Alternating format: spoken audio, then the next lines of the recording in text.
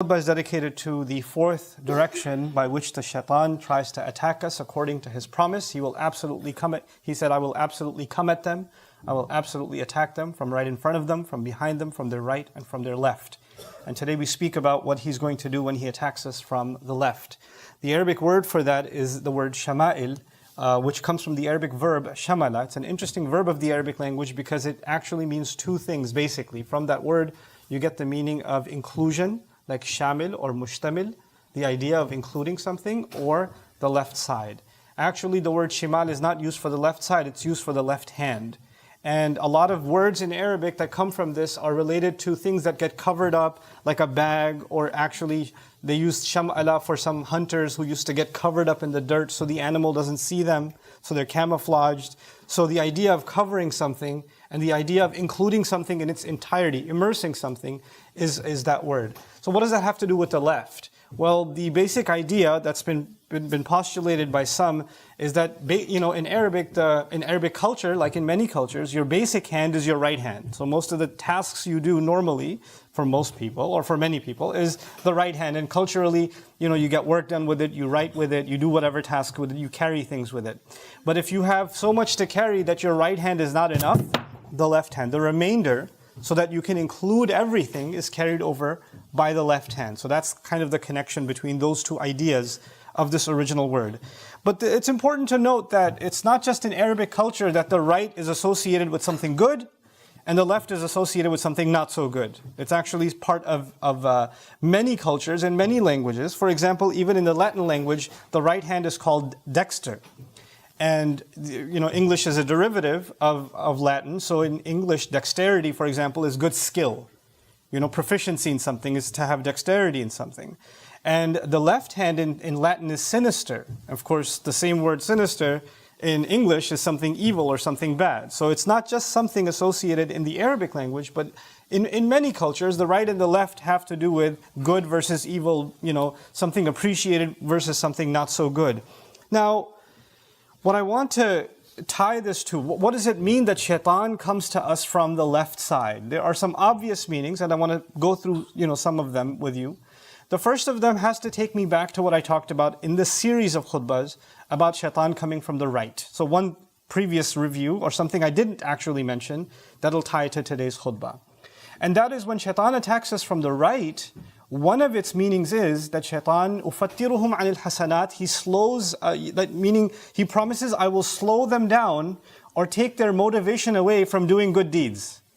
So it's not just that he wants you to do something bad, he'll actually take your motivation away or try to make you lazy or try to make you not so inclined towards doing good things. So the idea of getting lazy to get up to pray, for example, like you're up, it's Fajr time, you have to get up and you tell yourself 5 minutes.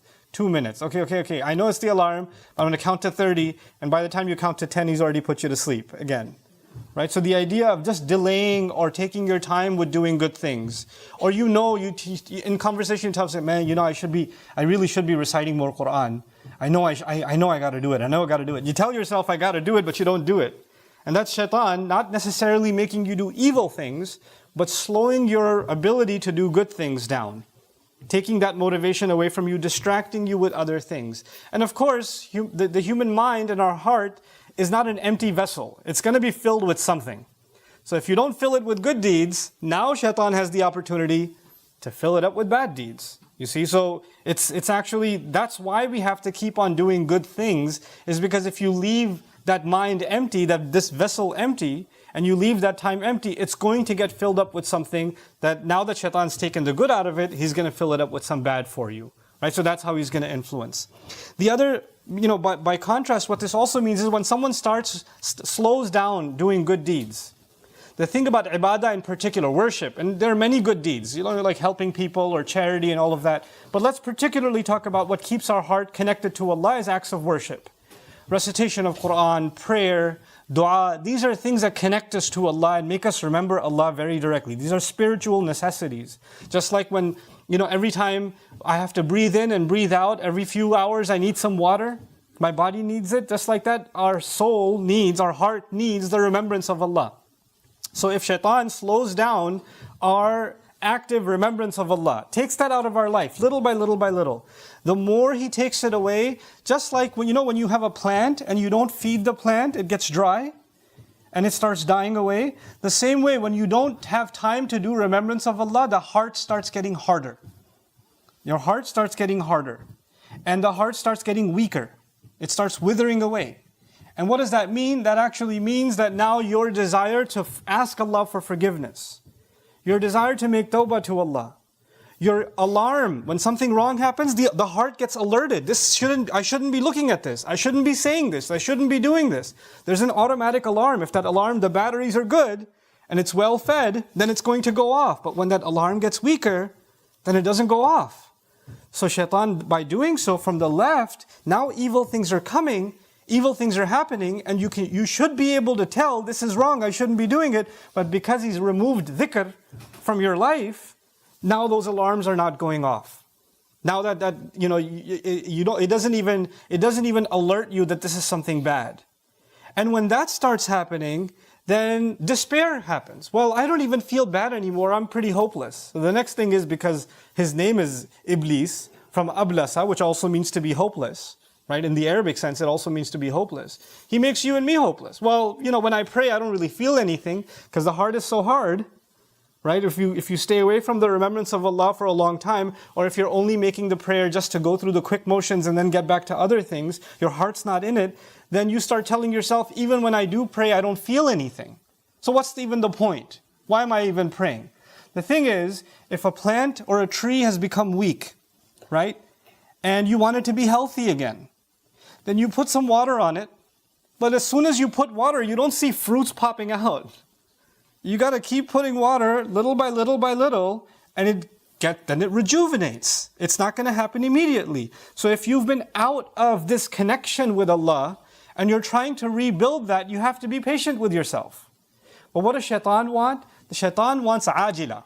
And he puts human beings, he wants them to rush into things. And if they don't see results right away, he wants them to give up. So as you're struggling to get better and closer, and you're trying to reconnect your heart to Allah, even though that's a process, that's not going to happen overnight. It's not going to happen in one prayer or two prayers. It's going to take some time and commitment. If you don't see immediate progress, he just wants you to give up. What's the point anyway? I feel nothing. So that's the first way that he comes at us from the left. Meaning stay on the left. Don't even turn towards the right. Then the second that's been mentioned by many scholars is uqawwi dawa'iyahum ila sayyi'at. That there are things that are known evil. There are things that you just know that they're evil. Human nature knows that certain things are wrong. And he will make you more and more inclined towards them. And scholars classically divided, shubuhat and sayyi'at and shahawat a little bit differently. And I'll explain some of that to you. There are evil things that we do that we're tempted to because we feel like it will give us something. Right? It'll bring us some kind of benefit. Maybe it gives somebody pleasure. Maybe it gives somebody money. Maybe it gives somebody recognition. You'll feel good in some way if you do certain evil things. Right? So that's one kind of evil. Where, for example, food is a necessity from Allah. And that's why we are supposed to be able to eat food. That's the rizq Allah has given us. But Shaitan will want us to say, hey, if you really want to feel good, that food that's haram, that's the one you got to try. Right? He wants you to cross that line. So he'll take what we actually need and we think we're going to feel good with it. Relationships are supposed to be through marriage. But he'll say, no, try something outside of it. Try something outside of it. It'll give you pleasure. Right? So that's one kind of sin that he beautifies and he keeps pushing onto you. And he keeps pulling at you. Meaning he wants to beautify evil deeds to the point where you're like, I can't even help myself. Yeah, I do it, but what do you want me to do? It makes me feel good. But there's another kind of sin. And the other kind of sin is when you're doing something so hideous and so ugly and it doesn't even give you any pleasure. It doesn't even feel good. Like when you're backbiting. When you're talking about somebody, you gain nothing. You get nothing from it, but you still do it anyway. Or when you're hurting somebody with your words, you don't benefit in any way. When you insult someone, when you humiliate someone, when you degrade someone, you get nothing out of it. Or when you lose your temper, or you hit someone, or whatever else. Whenever you engage in any kind of wrong towards another human being, it may not even be that you get something out of it, but he pulls you towards the left, meaning he makes you do things that you don't even see. They even end up harming you in this life, not even in the next. You know? And he'll keep pulling you in that direction, making you addicted to those kinds of things. May Allah protect us. Now, the idea of shimal, really interesting in Arabic culture. I'll share some expressions, old Arab sayings with you. اجعلني في يمينك ولا تجعلني في شمالك. أي اجعلني من المقدمين عندك ولا تجعلني من المؤخرين. The word right and left was also used for when someone is close to you, then you say, this person's by my right. And when you want to keep someone far away from you, like, I'd rather not deal with that guy, send him to voicemail, block the phone number, that's the person on the left. So a guy says to his friend who's not talking to him anymore, hey man, keep me on your right, why you got to put me on the left? That's the expression, why are you putting me on the left? Meaning, why are you abandoning me? Why are you distancing yourself from me? The idea of shaitan coming from the left is also to convince you that you have now been distanced from Allah. That you are in fact distanced. So there's no point. Keep you farther away. And calling you from the left means anything that might bring you closer to Allah, He'll prevent you from, and anything that can take you further away, He'll keep calling you. وَيُرِيدُ الشَّيْطَانُ أَن تَمِيلُوا مَيْلًا عَظِيمًا. Shaitan wants that you incline, deviate far, far, far and far away. أَن تُضِلُّوا ضَلَالًا بَعِيدًا. That you become way out there in your misguidance. So that even if you think about turning back, you're so miles away from the right course, that you just feel like, there's no way I'm going to make it all the way back there now. I'm too far gone. I'm too far out this way. So this idea of distancing is captured inside Shama'ilihim. The other interesting meaning, وَهُوَ عِنْدَنَا بِالْيَمِينِ أي بِمَنْزِلَةٍ حَسَنَةٍ. They say in Arabic, this person is right by my right, which means I have a lot of respect for them. I hold them in high respect, high position. And then they say in Arabic, وَإِذَا خَبُثَتْ مَنْزِلَتُهُ أَنْتَ عِنْدِي بِالشِّمَالِ. That when somebody's respect is gone, then they say, you are on my left side now. What that means is I no longer have any respect for you. Shaitan wants to convince his victims that they have no respect. Allah doesn't regard them, Allah doesn't respect them, nobody respects them, they shouldn't even respect themselves, they're filth. Well, if I'm filth anyway, might as well do whatever I want. Nobody cares about me anyway. I have no value anyway. So Shaitan wants you to feel devalued about yourself and have no value for yourself, and therefore pull you in that direction. Now, I want to share with you some things in addition to this idea of being pulled from the left and beautifying evil deeds.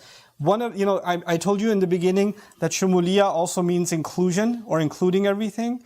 It also means, one of the possible meanings is, when we hold something from the right, the idea is you're doing things the right way. Like, for example, earning money. There's a right way to earn money, right? And everybody knows there's wrong ways to earn money too. But if you want more than that, you want everything, and what you have in your right hand isn't enough, you want to get your left hand involved and grab more, isn't it? So it could also be an implication that here Allah is telling us that Shaitan will come at you with what you have in your hand is not enough. What you got from the right way is not enough. He wants you to get more and get everything, and he's going to use your greed. الشَّيْطَانُ يَعِدُكُمُ الْفَقْرَ وَيَأْمُرُكُمْ بِالْفَحْشَاءِ. Shaitan promises you bankruptcy and commands you to do shameless things, lewd things, indecent things. So the idea of human greed is captured inside when Shaitan will pull us from the left. This is why Allah says, وَمَنْ يُوقَ شُحَّ نَفْسِهِ فَأُولَٰئِكَ هُمُ الْمُفْلِحُونَ. Whoever has been protected from the greed that lives inside themselves, they're the ultimately successful. Greed is a really scary thing. Greed is a very powerful pull from Shaitan to the left. Look at all the trees. I talked about this so many times before. Look at all the trees available in heaven. And the Shaitan uses the greed of the human being to call him to that one tree he's not supposed to go near. That one tree, All the trade is available, but the human being is pulled towards riba. يَتَخَبَّتُهُ الشَّيْطَانُ مِنَ الْمَسِّ. You see in the Quran, when greed comes up, Shaitan comes up. So this idea of pulling to the left is also associated with greed. Now I've given you a little bit of an overview of these four directions, and these, and this one last one that I didn't emphasize as far as the left is concerned, is that Shaitan, once he gets somebody involved in sin and wrongdoing, and he immerses them in it, they become completely drowned in that sin, he wants to keep them there. And he wants to make them think that this is the only way they can ever be. I can't help myself, this is just what I do. This is just how I cope. And he wants to keep them far, far into it. And so you have to identify yourself. What is that evil that you've justified to yourself? What is that sin that's allowing you to just say to yourself, it's okay if I do that, that's okay. I do some other good things, it's fine. And you justify that to yourself. Stay away from that as much as possible. What I wanted to include in this khutbah are a couple of other quick observations. My series on Shaitaan is not done. We have a couple of more ayat to go other than these directions. What comes at the end of these ayat. I wanted to really pay attention to how Allah deals with this conversation. Because remember, this is a conversation between the devil and Allah himself. He's telling Allah what he's going to do to us. That's what this conversation is, right? So part of that is the question that arises, that he only attacks us from 4 directions, but not from above and not from below. Like there's 4 directions mentioned, but really in a sense, it's not 3-dimensional, right? It's just, front, behind, and right and left, but there's no mention of above and below. And there's a couple of observations that can be made about that. One of the observations can be that the 2 things that, what Shaitan calls to is falsehood. Shaitan calls to falsehood. And the opposite of falsehood is truth. And there are 2 truths that will never change. The truth that comes from Allah is revelation. It comes from above. Right? That's truth from Allah. And that is certainty. It's yaqeen. And the other truth is death, which you look down, what is there? The ground that you and I will go into. Right? And those 2 things are absolute certainty. And if your focus is on what is above and what is below, then you'll be fine. Then Shaitan can attack from whatever sides you want, but you're protected from above and below. He can't come from those 2 sides. Another way of looking at it is that the slave of Allah turns upwards in dua and turns downwards in sajda. Those 2 acts of humility. In dua we recognize we're not powerful. In dua we recognize we're the ones in need. In dua we recognize that we are dependent on Allah. And in sajda we recognize that we are not going to be like Shaitan who refused to do sajda, and we go down in sajda. So those 2 directions, dua towards the above and sajda towards the below, are the one Shaitan cannot touch. And sajda isn't just to put your head on the ground. Sajda is to humble yourself and humble myself to the commandment of Allah. Remember that the idea of him refusing to do sajda was not just to put the head on the ground. The idea was, Allah told me to do something, I don't want to do it. That's refusal to do sajda. And if we can really internalize these 2 things, then those other 4 directions of attack we're going to remain secure from. I wanted to read something very beautiful. I found a commentary from Shaqiq, rahimahullah. He made this observation about this ayah, and I wanted to read that off to you. مَا مِن صَبَاحٍ إِلَّا وَيَأْتِينِ الشَّيْطَانُ مِنَ الْجِهَاتِ الْأَرْبَعِ. Every morning the devil comes to me from all 4 directions, he says. Every morning the devil attacks me from all 4 directions. مِن بَيْنِ يَدَيَّ وَمِنْ خَلْفِي وَعَنْ يَمِينِي وَعَنْ شِمَالِي. He comes to me from the front, he comes to me from behind, he comes to me from the right, he comes to me from the left. أَمَّا مِن بَيْنِ يَدَيَّ فَيَقُولُ لَا تَخَفْ. He comes to me from the front and says, don't be afraid. Just whatever it is, do it. Just, because impulse. Just whatever comes in front of you, enjoy it. Just do it. Why are you thinking about the future? فَإِنَّ اللَّهَ غَفُورٌ رَحِيمٌ. Because Allah is forgiving. He comes to you from the front and says, Allah is forgiving. Just enjoy yourself. فَأَقْرَأْ وَإِنِّي لَغَفَّارٌ لِمَنْ تَابَ وَآمَنَ وَعَمِلَ صَالِحًا. And I respond to him by reciting a portion of the Quran from Surah Taha, where Allah says, I am absolutely someone who forgives over and over again. But I forgive the one who makes tawbah, who repents, who truly believes and acts in a good way, acts righteously. Meaning don't act however you want and say Allah forgives. Allah says, I forgive for the one who acts correctly. Not the one who acts however they want and then they say Allah forgives. So he responds, because Shaitan quoted the Quran to him, right? Shaitan said, Allah says, I'm forgiving. And he says, no, you're using Allah's words, but you have a bad intent. So he understands what Allah actually means and cites the correct one. So then he says, وَأَمَّا مِنْ خَلْفِي. Then he comes to me from behind. فَيُخَوِّفُنِي مِنْ وُقُوعِ أَوْلَادِي فِي الْفَقْرِ. And he scares me that my children are going to become bankrupt when I die. Now, I don't have enough money for my kids. What are they going to do? How are they going to go to school? Where are they going to live? All this other stuff. فَأَقْرَأْ وَمَا مِن دَابَّةٍ فِي الْأَرْضِ إِلَّا عَلَى اللَّهِ رِزْقُهَا. And I recite, there is not an animal on the earth, not a creature on the earth, except Allah has taken responsibility to provide for it. So if Allah hasn't forgotten the ant and the bird and the worm and the fish, how is He going to forget my children? And And so I respond to him with the word of Allah. وَأَمَّا مِنْ قِبَلْ يَمِينِ, and he says, as far as my right is concerned, فَيَأْتِينِ مِنْ قِبَلِ الثَّنَاءِ, he comes to me and tries to praise me. You did a good job today. Hey, that was some nice prayer you performed. Quran recitation too. You did this too. Oh, you did charity? Look at how much you help people. Look at how wonderful you are, etc. He just wants you to have a lofty opinion about your good deeds. We talked about that when he attacks from the right. فَأَقْرَأْ وَالْعَاقِبَةُ لِلْمُتَّقِينَ. So I recite, the end outcome is only going to favor those who are able to protect themselves. Meaning protect themselves from having a lofty opinion of themselves. May Allah protect us from that. وَأَمَّا مِنْ قِبَلْ الشِّمَالِ فَيَأْتِينِ مِنْ قِبَلِ الشَّهَوَاتِ. And when he comes to me from the left, he tries to attack me by luring me into temptations. Luring me into temptations. فَأَقْرَأْ وَحِيلَ بَيْنَهُمْ وَبَيْنَ مَا يَشْتَهُونَ. And I recite that between them and whatever they desire, there's going to be a barrier placed. A barrier is going to be placed. So he calls on the word of Allah to protect him from temptation. This is actually at the end of the day what I wanted to share with you. You know, the only protection that we have from the devil is Allah. And Allah has actually, our connection to Allah is a rope, and that rope is called the Quran. Allah says, وَلَن تَجِدَ مِن دُونِهِ مُلْتَحَدًا. That this book, other than that, you will find no other refuge. You'll find no other security, no other protection. So I want you to understand something in your fight against Shaitan. Whether it's from the front, from the right, from the back, from the left, it doesn't matter which direction he's attacking from.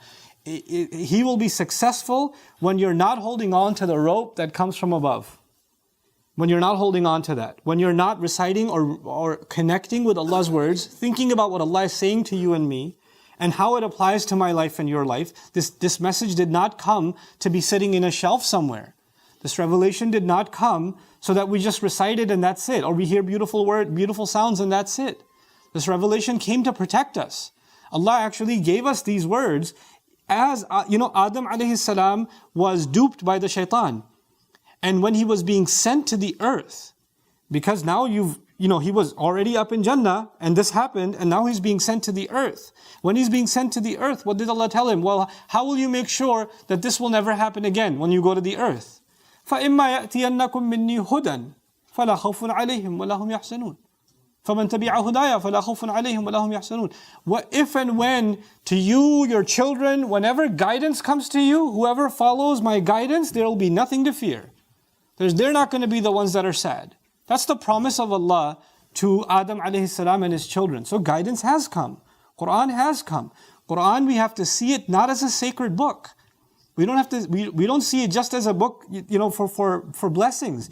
You and I have to recognize this book came to protect us from our ultimate enemy. There will be no other source of protection like the word of Allah Azza wa Jal. May Allah Azza wa Jal make us all secure and protected with His word. May Allah Azza wa Jal make the parents here examples to their children and what it means to be bonded with Allah's book. May Allah open our hearts to study and learn and to internalize the meaning and message of the Quran deep into our hearts and to bring it into our lives. May Allah Azza wa Jal overlook our shortcomings and allow us to continuously fight the temptations of Shaitan.